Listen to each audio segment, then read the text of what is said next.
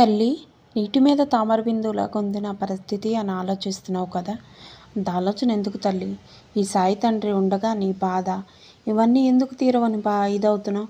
పూర్తి నమ్మకం విశ్వాసం పెట్టి నన్ను పూజించు తల్లి, నేను నీ అంట నడుస్తాను అని చెప్తున్నారండి.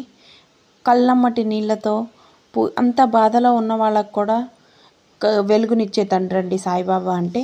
ఏంటో ఇలా మాట్లాడుతుంది అనుకుంటున్నారా అండి? అవునండి, మన ఛానల్లో సాయిబాబా గురించి చెప్పడం జరుగుతుంది.